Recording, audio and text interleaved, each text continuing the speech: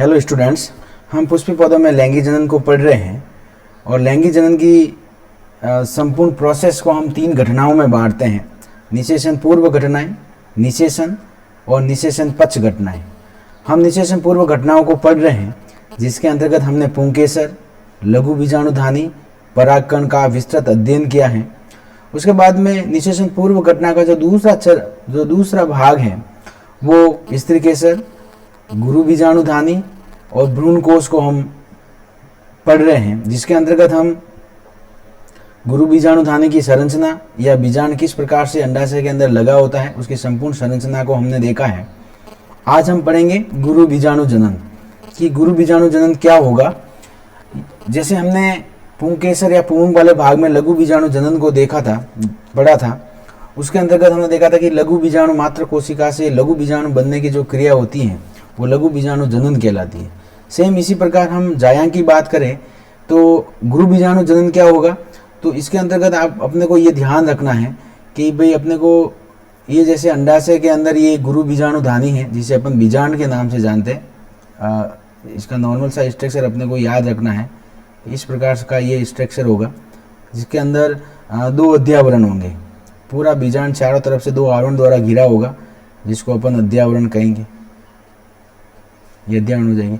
बीच के अंदर ये आपको ध्यान रखना, पिछले लेक्चर के अंदर हमने इसका विस्तृत अध्ययन किया था। यहाँ पर कोशिकाओं का एक विस्तृत समूह उपस्थित होता है जिसको अपन बीजाणुकाय के नाम से जानते हैं। ये पूरा का पूरा जो भाग है यहाँ पर कोशिकाओं का विशेष समूह स्थित होगा जिसको बीजाणुकाय कहते हैं। ये आगे वाला जो छिद्र होगा उसको माइक्रोपाइल कहेंगे। उसके बाद में ये अध्यावरण हो जाएंगे। तो ये इसकी संरचना का अध्ययन हमने पिछले क्लास के अंदर अच्छी तरह से कर लिया है। ये वाला जो बीजांड का जो भाग होगा वो निभागी भाग कहलाएगा, निभागी भाग। अब गुरु बीजाणु जनन के अंदर क्या होगा, जैसे ये बीजाणुकाय, ये यहाँ मैं लिख लूँ कि ये जो मध्य में कोशिकाओं का जो समूह है वो बीजाणुकाय कहलाता है, बीजाणुकाय कहलाएगा। अब इस बीजाणुकाय की कोई एक कोशिका, ये आपको ध्यान रखना, कोई भी एक कोशिका अपना आकार बढ़ा लेती है। आसपास कोशिकाओं से पोषण प्राप्त करके एक कोशिका अपना आकार बढ़ा लेती है। यहाँ बहुत सारी कोशिका है बीजाणुकाय के अंदर, इसमें से कोई एक कोशिका अपना आकार बढ़ा लेती है जिसे हम गुरु बीजाणु मात्र कोशिका के नाम से जानते हैं। इसे हम कहेंगे गुरु बीजाणु मात्र कोशिका। ये आपको ध्यान रखना है कि प्रत्येक कोशिका नहीं, यहाँ पर केवल बीजाणुकाय की कोई एक कोशिका अपना आकार बड़ा करती है और जिसे हम गुरु बीजाणु मात्र कोशिका के नाम से जानते हैं। गुरु बीजाणु मात्र कोशिका डिप्लॉइड होगी। क्या क्या विशेषता होगी, 2 विशेषता याद रखनी है इसके अंदर। एक तो इसका जीव द्रव्य होगा वो सघन जीव द्रव्य होगा, सघन जीव द्रव्य। इसके अलावा इसके अंदर सुस्पष्ट केंद्रक दिखाई देगा। तो जो गुरु बीजाणु मात्र कोशिका बनी है उसका जो जीव द्रव्य होगा वो सघन होगा और जो केंद्रक होगा वो एकदम सुस्पष्ट होगा। अब क्या होगा, इस गुरु बीजाणु मात्र कोशिका के अंदर अपन जानते हैं कि कौन सा विभाजन होगा, अर्धसूत्री विभाजन। ध्यान रखना, जब भी युग्मक बनने की बात आती है तो हमेशा कौन सा विभाजन होगा, अर्धसूत्री विभाजन। ये आपको अच्छी तरह से ध्यान रखना, युग्मकों का निर्माण कौन से विभाजन द्वारा होता है, तो अर्धसूत्री विभाजन द्वारा होगा। अब ये अर्धसूत्री विभाजन द्वारा एक लघु बीजाणु गुरु बीजाणु मात्र कोशिका है, इसमें अर्धसूत्री विभाजन हुआ और अर्धसूत्री विभाजन द्वारा यहाँ पर 4 गुरु बीजाणु का निर्माण होगा। ये 4 गुरु बीजाणु बन गए, गुरु बीजाणु, 4 गुरु बीजाणु बन गए।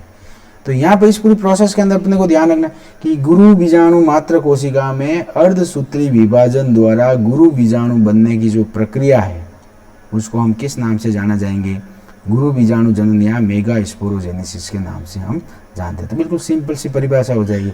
एग्जाम में डायरेक्ट क्वेश्चन आता है, गुरु बीजाणु जनन किसे कहेंगे, तो गुरु बीजाणु मात्र कोशिका से गुरु बीजाणु बनने की जो क्रिया है वो गुरु बीजाणु जनन कहेंगे। केवल अपने को इतना ही याद रखना है। हुआ क्या कि जो बीजांड का जो मध्य वाला भाग है जिसमें बीजाणुकाय भाग है, जिसमें बहुत सारी कोशिकाएं उपस्थित होगी, उसकी कोई भी एक कोशिका अपना आकार बड़ा कर लेगी पोषण प्राप्त करके। उसके अंदर अर्धसूत्री विभाजन होगा और 4 गुरु बीजाणुओं का निर्माण होगा। इस संपूर्ण प्रोसेस को किस नाम से जाना जाएगा, गुरु बीजाणु जनन के नाम से हम जानते हैं। गुरु बीजाणु मात्र कोशिका की विशेषता पूछे, ये दूसरी कोशिकाओं से किस प्रकार भिन्न है, बीजाणुकाय की दूसरी कोशिकाओं से किस प्रकार से भिन्न है, तो 3 बात याद रखनी है। एक तो इसका आकार बड़ा है, नंबर 2 कौन सा हो जाएगा, इसका जीव द्रव्य सघन है, गाढ़ा जीव द्रव्य, और इसके अंदर जो केंद्रक होगा वो कैसा हो जाएगा, सुस्पष्ट केंद्रक होगा। तो ये जो 3 बातें अपने को गुरु बीजाणु मात्र कोशिका के बारे में याद रखनी। तो ये प्रोसेस थी गुरु बीजाणु जनन। अब आज हम पढ़ेंगे एक और इम्पोर्टेंट टॉपिक कि ये अब जो गुरु बीजाणु बनाए हैं, अब इनसे आगे क्या बनेगा। तो उस इम्पोर्टेंट स्ट्रक्चर का नाम याद रखना आपको, भ्रूणकोश। भ्रूणकोश बहुत ही इम्पोर्टेंट टॉपिक है, भ्रूणकोश इम्पोर्टेंट लगा देना आप, भ्रूणकोश, जिसको अपन एम्ब्रियो सैक के नाम से जानते हैं। कि अब ये जो गुरु बीजाणु बने हैं, गुरु बीजाणु जनन क्रिया द्वारा, वो आगे चलकर भ्रूणकोश का निर्माण करेंगे। और भ्रूणकोश का एक बहुत ही फेमस नाम है मादा युग्मकोद्भिद, फीमेल गैमेटोफाइट। ये आपको अच्छी तरह से याद रखना है कि मादा युग्मकोद्भिद के नाम से किसे जाना जाता है, तो भ्रूणकोश को कहेंगे। प्रारंभ के अंदर हमने जब बीजाणु की संरचना पढ़ी थी तब मैंने बताया था कि ये 8 केंद्रकीय और ये 7 कोशिकीय होता है। अब ये 8 केंद्रकीय और 7 कोशिकीय कैसे बना, इस पूरे प्रोसेस को या इसके विकास को हम पढ़ेंगे।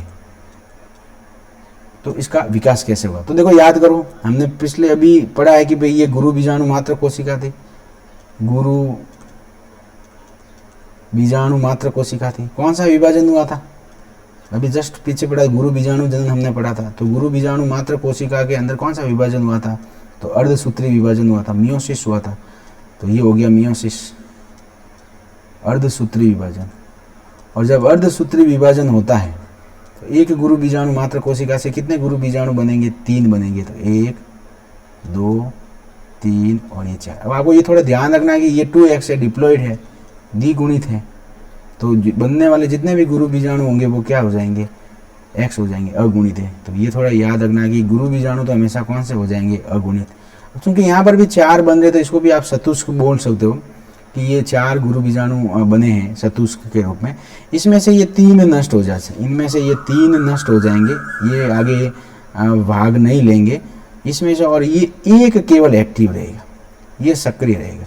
ये यहाँ पर बहुत ही बड़ा फर्क आ जाएगा लघु बीजाणु जनन से और गुरु बीजाणु जनन में। सबसे बड़ा इंपॉर्टेंट फर्क भी यही है, वहाँ 4 लघु बीजाणु बन रहे थे, वो चारों के चारों एक्टिव थे, लेकिन यहाँ पर 4 में से 3 नष्ट हो जाएंगे और ये एक सक्रिय हो जाएगा। और ये जो सक्रिय होने के बाद में ये पूरा, ये एक जो लघु बीजाणु है वो पूरा भ्रूणकोश बनाता है अकेला। तो ये जो एक गुरु बीजाणु है ये पूरा अकेला एक भ्रूणकोश बनाएगा। तो ये आपको ध्यान रखना कि भ्रूणकोश के निर्माण में केवल एक गुरु बीजाणु भाग ले रहा है, अकेला गुरु बीजाणु पूरी प्रोसेस द्वारा ये भ्रूणकोश बनाएगा। अब जब केवल भ्रूणकोश के निर्माण में केवल एक गुरु बीजाणु भाग ले रहा है, एक ही भाग ले रहा है, तो ऐसे विकास को हम एक बीजाणुज विकास, बहुत ही इंपॉर्टेंट क्वेश्चन है, मोनोस्पोरिक डेवलपमेंट कहेंगे, एक बीजाणुज विकास। एग्जाम में कोई सवाल आ जाए कि भ्रूणकोश का एक बीजाणुज विकास किसे कहेंगे, तो भ्रूणकोश का निर्माण 4 में से कोई एक गुरु बीजाणु कर रहा है, तो ऐसे विकास को अपन किस नाम से जाने जाएंगे, एक बीजाणुज विकास के नाम से जानेंगे। अब देखो क्या होगा, कैसे विकास होगा भ्रूणकोश का, तो बिल्कुल नॉर्मल सा अपने को याद रखना है कि सबसे पहले ये जैसे ये एक गुरु बीजाणु, 3 तो नष्ट हो गए, ये मैं यहाँ लिख लूँ, ये एक गुरु बीजाणु है, 3 तो नष्ट हो गए, वो कोई काम के हैं नहीं, एक ही एक्टिव रहे। अब ये एक्टिव वाला क्या करेगा, तो ये जो गुरु बीजाणु है इसके अंदर 3 लगातार समसूत्री विभाजन हो गए। तो यहाँ पर मैं पहला समसूत्री विभाजन कर रहा हूँ, ध्यान रखना ये पहला समसूत्री विभाजन है, समसूत्री विभाजन, फर्स्ट समसूत्री विभाजन होगा। पहले समसूत्री विभाजन द्वारा इसके केंद्रक एक केंद्रक से 2 केंद्रक बन जाएंगे। अब यहाँ पर ये ध्यान रखना, ये जो समसूत्री विभाजन है एक प्रकार का मुक्त केंद्रकीय विभाजन, मैं यहाँ पर एक लाइन लिख लूँ, मुक्त केंद्रकीय विभाजन। ऐसा समसूत्री विभाजन जो केवल केंद्रक की संख्या को बढ़ाता है उसको अपन क्या बोलेंगे, मुक्त केंद्रकीय समसूत्री विभाजन। तो ये एक प्रकार का मुक्त केंद्रकीय के अंदर पहले एक केंद्रक था गुरु बीजाणु के अंतर्गत, अब समसूत्री, पहला जब समसूत्री विभाजन हुआ, फर्स्ट समसूत्री माइटोसिस हुआ, तो 2 केंद्रक बन गए, एक इस ध्रुव पे आ गया, एक इस ध्रुव पे आ गया। फिर इसके अंदर सेकंड समसूत्री विभाजन होगा, सेकंड समसूत्री विभाजन। ये जो सेकंड जो समसूत्री विभाजन होगा,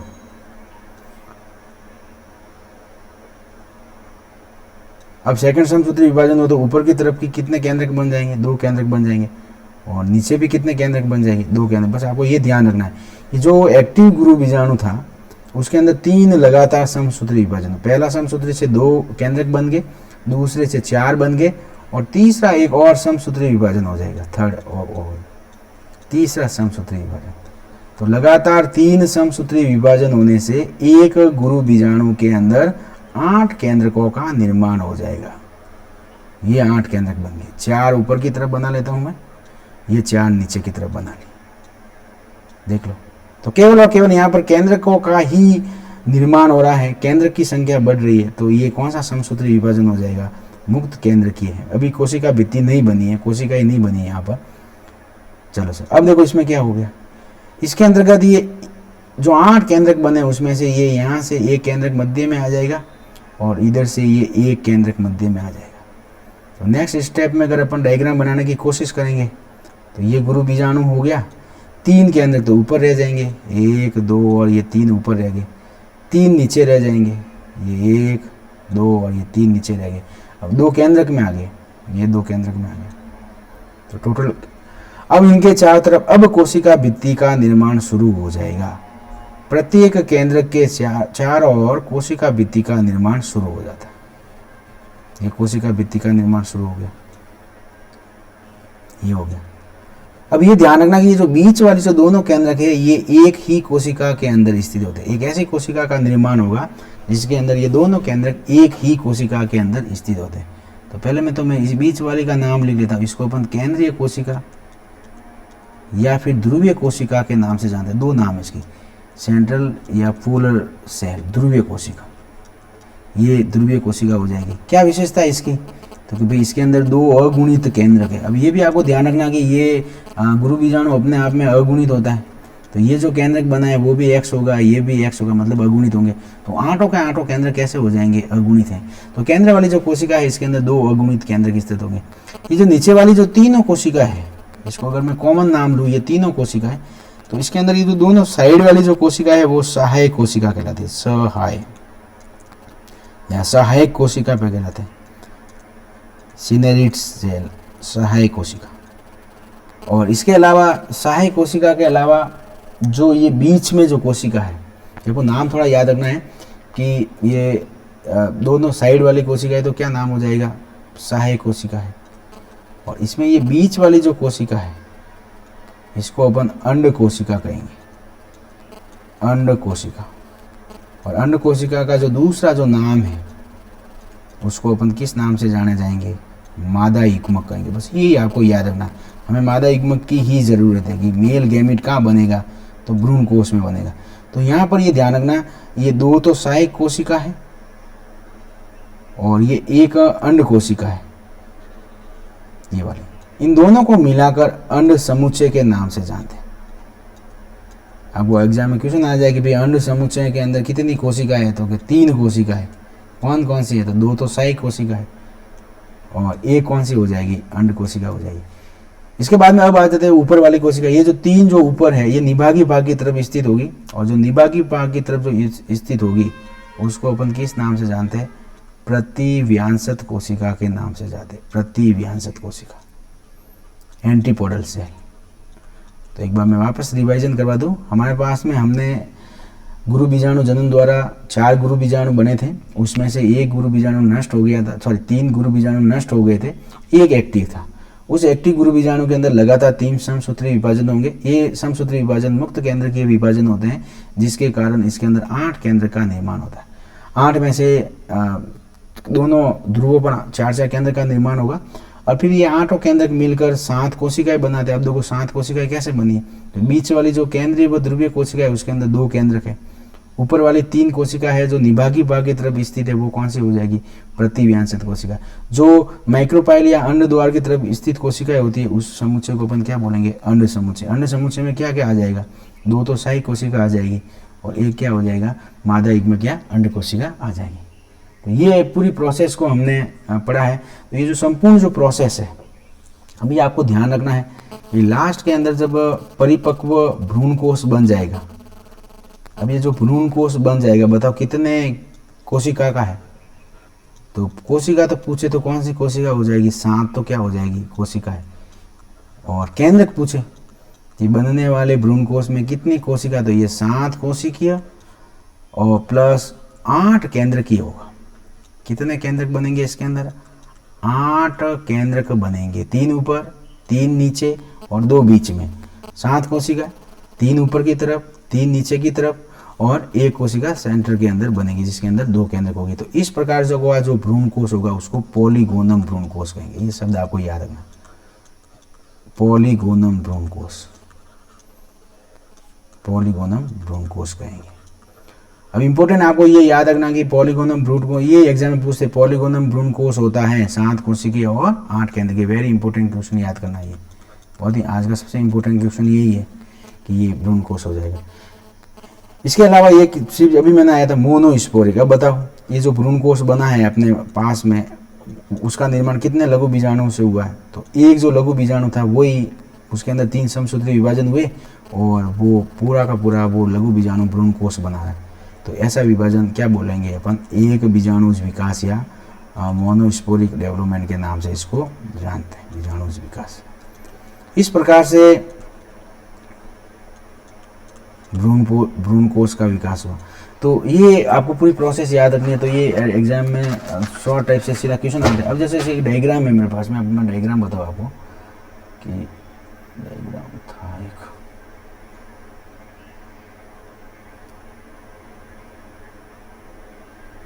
डायग्राम कहीं गया है, शायद डिलीट हो गया है, तो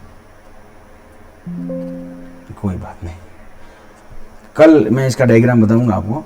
अब नेक्स्ट जो अपना जो टॉपिक रहेगा वो रहेगा कि भाई अब हमने क्या क्या पढ़ा है। हम निषेचन पूर्व घटनाओं को पढ़ रहे हैं। निषेचन पूर्व घटनाओं के अंतर्गत हमने पुंकेसर पढ़ा कि भाई पुंकेसर क्या होगा, और पुंकेसर के अंदर जो ऊपर वाला जो भाग है, जो सबसे इम्पोर्टेंट भाग है, वो क्या कहलाएगा? परागकोश कहलाता है।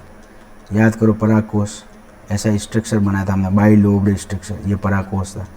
इसका जब सेक्शन काटते हैं तो परागकोश के चारों कोनों पर एक एक लघु बीजाणुधानी अपने को नजर आती है। तो परागकोश के अंदर क्या स्थित होती है? लघु बीजाणुधानी। बिल्कुल दिमाग के अंदर क्लियर होना चाहिए कि हम कहाँ से कहाँ तक आए हैं पढ़ते पढ़ते। तो ये लघु बीजाणुधानी हो गई। लघु बीजाणुधानी के अंदर एक कोशिका बनती है जिसका नाम बताओ। याद करो, समान प्रकार की कोशिकाओं का समूह होता है, सभी अलग अलग हो जाएगी, तो उन प्रत्येक कोशिका को अपन क्या नाम देंगे? लघु बीजाणु मात्र कोशिका नाम देंगे। याद आ रहा होगा आपको, लघु बीजाणु मात्र कोशिका नाम देंगे। चलो सर, अब लघु बीजाणु मात्र कोशिका के अंदर बताओ कौन सा विभाजन हमने किया था? कि सर हमने अर्धसूत्री विभाजन किया था। अर्धसूत्री विभाजन हुआ था तो 4 लघु बीजाणु बने थे। तो चतुष्क लघु बीजाणु, मतलब 4 एक साथ लघु बीजाणु उपस्थित थे, एक दूसरे से जुड़े हुए। अब जब चतुष्क लघु बीजाणु एक दूसरे से अलग हो जाते हैं तो उसको अपन किस नाम से जानते हैं? परागकण के नाम से जानते हैं। यहाँ तक हमने पढ़ा था परागकण, ये आपको ध्यान रखना। और परागकण के अंदर, एक परागकण के अंदर नॉर्मली कितनी जनन कोशिका होती है? तो कैसा? 2 जनन कोशिका होती है। बहुत ही अच्छी तरह से हमने पढ़ा था कि परागकण भले वो 3 कोशिकीय अवस्था में मुक्त होता हो या 2 में, अंत में उसके अंदर 2 जनन कोशिका बनेगी। और ये जो दोनों जनन कोशिका आगे चलेगी, आगे चलने के बाद में 2 नर युग्मक बनाती है, 2 नर युग्मक का निर्माण करती है, 2 मेल गैमेट का निर्माण करती है, मेल गैमेट का निर्माण करती है, 2 नर युग्मक का निर्माण करती है। तो ये आपको थोड़ा ध्यान में। सेम अगर अपन स्त्री केसर की बात करें तो स्त्री केसर में बिल्कुल आपको अच्छी तरह से ध्यान रखना है, बिल्कुल दिमाग में रखना है कि भाई हमने स्त्री केसर में क्या पढ़ा। तो हमने स्त्री केसर पढ़ा। स्त्री केसर के अंदर भी जो सबसे इम्पोर्टेंट जो इसका भाग है, आधारी फूला हुआ भाग, वो कौन सा भाग हो जाएगा? अंडाशय हो जाएगा। अंडाशय हो जाएगा। अंडाशय के अंदर बहुत सारे क्या लगे होते हैं, गुरु बीजाणु धानी लगी होती है। एक अंडाशय के अंदर एक गुरु बीजाणु धानी हो सकती है या फिर अनेक हो सकती है। और गुरु बीजाणु धानी का जो अन्य नाम था वो अपने को अच्छी तरह से याद रखना है। इसको अपन किस नाम से जानते हैं, बीजाण के नाम से जानते हैं, ये गुरु बीजाणु धानी। अभी पढ़ा था हमने, गुरु बीजाणु धानी के अंदर कौन सी कोशिका बनती है, एक बीजाणुकाय की एक कोई कोशिका अपना आकार बड़ा करती है, जिसको गुरु बीजाणु मात्र कोशिका के नाम से जानते हैं। ये है मात्र कोशिका के नाम से जानेंगे। उसके बाद में गुरु बीजाणु मात्र कोशिका के अंदर कौन सा विभाजन हुआ था, तो अर्धसूत्री विभाजन हो गया था। और यहाँ पर भी गुरु बीजाणु सतुष्क बनेगा, याद करो, गुरु बीजाणु सतुष्क बनता, ये गुरु बीजाणु सतुष्क बन गया। और गुरु बीजाणु सतुष्क में आपको यहाँ पर बहुत ही इंपॉर्टेंट ध्यान रखना कि यहाँ पर 3 तो क्या हो जाएंगे, नष्ट हो जाएगा। एक गुरु बीजाणु जो होगा वो क्या रहेगा, एक्टिव रहेगा। 3 तो हो गए नष्ट। ये आपको मैं लास्ट में क्वेश्चन पूछूंगा, अगर आपने यहाँ ध्यान दिया है तो वो क्वेश्चन आप हल कर लोगे, लेकिन वरना नहीं कर पाओगे। ये एक गुरु बीजाणु एक्टिव रहेगा और ये एक गुरु बीजाणु आगे चलकर क्या बनाता है, भ्रूण कोश। और इस भ्रूण कोश के अंदर ही अपना क्या उपस्थित होगा, मादा युग्मक। तो उस पौधे के नर युग्मक और मादा युग्मक कहाँ कहाँ उपस्थित होते हैं वो आपको अच्छी तरह से याद रखनी है। लैंगिक जनन पढ़ रहे हैं तो लैंगिक जनन के अंदर युग्मकों का निर्माण होगा, नर युग्मक बन गए, मादा युग्मक बन गए। फिर क्या हो जाएगा, निषेचन हो जाएगा। निषेचन का मतलब नर युग्मक व मादा युग्मक का पास पास में आना और संलयन होना। नर व मादा युग्मक जब संलयित हो जाएंगे, जुड़ जाएंगे, तो उसको अपन क्या बोलेंगे, निषेचन कहेंगे। लेकिन यहाँ पर एक समस्या आती है, एंजियोस्पर्म के साथ ये समस्या है कि भाई यहाँ पर जो नर युग्मक है, यहाँ अगर मैं नेक्स्ट बात करूँ तो एंजियोस्पर्म के साथ एक बहुत ही बड़ी ट्रेजेडी चलती है, समस्या है। समस्या ये है कि इनके जो नर युग्मक और मादा युग्मक व मादा युग्मक दोनों अगतिशील होंगे। अगतिशील का मतलब दोनों गति नहीं कर सकते। अब निषेचन के दौरान तो अपने को नर युग्मक व मादा युग्मक दोनों को पास पास आना बहुत जरूरी है। अब चूंकि ये गति ही नहीं करते, अगतिशील है, नॉन मोटाइल है, तो अब क्या होगा, इनको पास पास लाना बहुत ही आवश्यक है।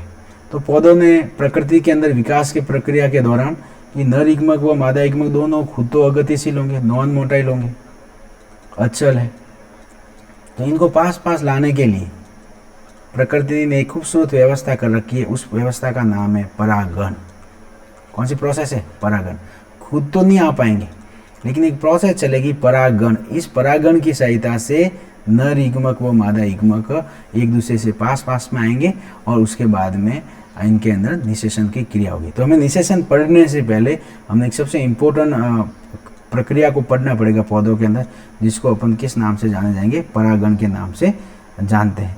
अब परागण किसे कहेंगे, तो परागकण बनते हैं। बताओ परागकण कहाँ बनेंगे, तो पुष्प के पुंकेसर के अंदर क्या बनते हैं, परागकण बनते हैं। याद करो, बिल्कुल दिमाग में रखना कि परागकण कहाँ बने, तो पुष्प के पुंकेसर के परागकोश में परागकण बनते हैं।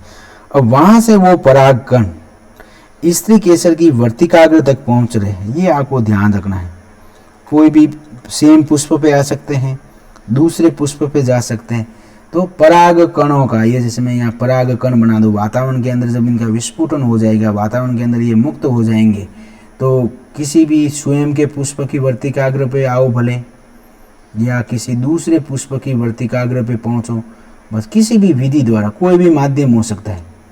यहाँ से भले ये हवा से उड़कर यहाँ आ रहे हो, या फिर कीटों की या अन्य जंतुओं की सहायता से यहाँ वर्तिकाग्र तक पहुँच रहे हो, तो पराग कणों का किसी भी माध्यम द्वारा, कोई भी माध्यम हो सकता है, हवा हो सकती है, जल हो सकता है, कि कीट हो सकते हैं, और भी एनिमल हो सकते हैं। तो पराग कणों का किसी भी माध्यम या किसी भी विधि द्वारा वर्तिकाग्र तक पहुंचने की जो क्रिया होगी, उस क्रिया को अपन क्या बोलेंगे, परागण के नाम से जानते हैं। बस ये आपको ध्यान रखना। परागण एक तो शब्द आता है, इसको इंग्लिश में पॉलिनेशन बोलेंगे। पॉलिनेशन दोनों अलग अलग, परागकण अलग है और परागण अलग है, ये हो जाएगा पॉलिनेशन। तो अगर मैं व्यवस्थित परिभाषा बोलूं, किसी पुष्प के पुंकेसर के परागकोश में उपस्थित पराग कणों का किसी भी विधि या माध्यम द्वारा स्त्री केसर की वर्तिकाग्र तक पहुंचना, इस प्रक्रिया को परागण कहा जाता है। ठीक है, अब ये जो परागण जो होगा परागण कहलाएगा। ठीक है, अब क्या हो सकता है कि ये जो परागण या तो खुद के पुष्प में पहुंचे जैसे, और या फिर किसी दूसरे पुष्प में पहुंचते। तो जो परागण है उसके 3 प्रकार है। परागण को मुख्यतया 3 भागों में बांटा गया। पहला जो प्रकार है उसको हमें स्वयुग्मन कहेंगे, स्वयुग्मन, ऑटोगैमी। पहला जो प्रकार है वो स्वयुग्मन कहलाएगा। दूसरा जो प्रकार है वो सजात पुष्पी परागण, सजात पुष्पी, जिनेटोगैमी। ये आपको नाम अच्छी तरह से याद रखना है, स्वयुग्मन है, जिनेटोगैमी कहेंगे। और तीसरा जो हो जाएगा उसको अपन पर परागण या पर निषेचन कहेंगे। ये थोड़ा ध्यान रखना, यहाँ पर एनसीईआरटी में डायरेक्ट स्व परागण नहीं लिखवाया है, ये पर निषेचन या पर परागण के नाम से आप जानते हैं। अब तीनों प्रोसेस, अब पूछे सारांश क्या होगा कि इनके तीनों के अंदर क्या होगा, तो तीनों के अंदर परागण कहाँ पे पहुंचेंगे, वर्तिकाग्र पे पहुंचेंगे। अब स्वयुग्मन क्या होगा, सजात पुष्पी परागण क्या होगा, पर परागण क्या होगा, उसको अपन अगली क्लास के अंदर पढ़ेंगे कि भाई इनकी परिभाषा क्या होगी, क्या क्या इनमें कंडीशन होनी चाहिए। तो ये सारी की सारी चीज़ें हम अगली क्लास के अंदर डिस्कस करेंगे। तो आज की क्लास के अंदर हमने क्या क्या पढ़ा, एक बार उसका क्विक रिवीजन कर लेते हैं कि हमने आज क्या क्या पढ़ा। तो सबसे पहले आज हमने शुरुआत की थी गुरु बीजाणु जनन से, कि बीजांड की जो बीजांड के अंदर जो बीजांड काय वाला भाग है उसकी कोई भी एक कोशिका, बीजांड काय की कोई एक कोशिका अपना आकार बड़ा कर लेगी पोषण प्राप्त करके, और उस कोशिका को हम गुरु बीजाणु मात्र कोशिका के नाम से जानते हैं। ध्यान दो, बार बार कह रहा हूँ, बीजांड काय की सभी कोशिकाएं गुरु बीजाणु मात्र कोशिका नहीं बनेगी, केवल इनमें से कोई एक कोशिका होगी वो अपना आकार बड़ा करेगी और वो गुरु बीजाणु मात्र कोशिका कहलाएगी। खुद का जीव द्रव्य सघन होगा, सुस्पष्ट केंद्रक होगा, और उसके अंदर कौन सा विभाजन हो जाएगा, गुरु बीजाणु मात्र कोशिका में अर्धसूत्री विभाजन द्वारा 4 गुरु बीजाणु का निर्माण होगा। इस प्रोसेस को अपन गुरु बीजाणु जनन द्वारा कहेंगे। फिर क्या हुआ, 4 बन गए। तो जो 4 बन जाएंगे उसमें से ये जो 3 है, नहीं यहाँ लिखा नहीं, मैं लिख लूँ यहाँ पर, गुरु बीजाणु जो 4 बन गए हैं उसके अंदर ये ऊपर वाले जो 3 है वो तो क्या हो जाएंगे, नष्ट हो जाएंगे। ये मैं यहाँ पर लिख लूँ, ये 3 तो क्या हो जाएंगे, नष्ट हो जाएंगे, और ये एक रहेगा वो क्या रहेगा, सक्रिय रहेगा, एक्टिव रहेगा। 4 में से 3 गुरु बीजाणु नष्ट हो गए और एक एक्टिव रहेगा। ये देखो मैंने यहाँ बनाया भी था कि गुरु बीजाणु मात्र कोशिका में अर्धसूत्री विभाजन हुआ, 4 गुरु बीजाणु बन गए, 3 नष्ट हो गए, और ये जो एक वाला एक्टिव रहेगा वो आगे चल के पूरा का पूरा भ्रूणकोश बना था। क्योंकि भ्रूणकोश के निर्माण में केवल एक ही गुरु बीजाणु भाग ले रहा है, अतः इसको अपन एक बीजाणु विकास के नाम से जानते हैं। फिर हमने पढ़ा जो सक्रिय गुरु बीजाणु होगा उसके अंदर लगातार 3 समसूत्री विभाजन होंगे, और तीनों समसूत्री विभाजन की ये विशेषता होगी कि वो एक मुक्त केंद्र की विभाजन है, क्योंकि पहले केवल केंद्र का विभाजन होगा। तो एक केंद्रक से यहाँ टोटल लास्ट में 3 समसूत्री द्वारा 8 केंद्रक बन जाएंगे। 8 में से अभी 8 केंद्रक मिलकर ऊपर की तरफ 3 कोशिकाएं बनाएंगे, उसको प्रतिव्यांशक। नीचे की तरफ ये 3 केंद्रक मिलकर 3 कोशिका जिसको अंड समुच्चय कहा जाएगा, और बीच के अंदर एक कोशिका बनेगी जिसके अंदर 2 केंद्रक होंगे। इनको हम अंड समुच्चय के अंदर मध्य वाली जो कोशिका है अंड कोशिका है या ये मादा युग्मक है, और साइड वाली दोनों कोशिका सहायक कोशिका कहलाएगी। इन तीनों को मिलाकर अपन क्या बोलेंगे, अंड समुच्चय के नाम से हम जानते हैं। उसके बाद में हम भ्रूण कोश की विशेषता याद में, ये 7 कोशिकीय और 8 केंद्रकीय होगा, और उसके बाद में ये पॉलीगोनम प्रकार का भ्रूण कोश, एग्जाम में सवाल आ जाए पॉलीगोनम भ्रूण कोश कितने कोशिका व केंद्र का होगा, तो 7 व 8 का होगा। तो हाई क्लास के अंदर इसके अलग अलग भाग भी है, कभी कभी कोशिकाओं की संख्या ज़्यादा और कम हो सकती है, तो वो अलग अलग मतलब हाई क्लास में आप जाओगे तो वहाँ पे इसको डिटेल से पढ़ोगे। फिलहाल अपने को पॉलीगोनम भ्रूण कोश का याद रखना है कि ये मोनोस्पोरिक विकास है, 7 कोशिकीय और 8 केंद्रकीय होगा। फिर हमने ये देखा कि किस प्रकार एक पुंकेसर से नर युग्मक बनते हैं पुंकेसर के अंतर्गत, और किस प्रकार एक स्त्री केसर के अंदर मादा युग्मक बनते हैं, वो हमने अच्छी तरह से देखा। उसके बाद में बस एंजियोस्पर्म की एक दिक्कत है कि भाई नर युग्मक और मादा युग्मक दोनों क्या होंगे, अचल होंगे, अगतिशील है, गति नहीं कर सकते। अब इनको पास पास आना निषेचन के लिए, तो निषेचन के लिए पास आने के लिए यानी प्रोसेस चलेगी एंजियोस्पर्म के अंदर, जिनको अपन परागण के नाम से जानते हैं, पॉलिनेशन। क्या होगा परागण, पराग कणों का किसी भी माध्यम द्वारा वर्तिकाग्र तक पहुंचना परागण कहलाएगा। कितने प्रकार का होगा? ये 3 प्रकार का होगा। स्वकिग्मन, सजात पुष्पी परागण, पर परागण या पर निषेचन के नाम से इसको हम जानते हैं। Thank you.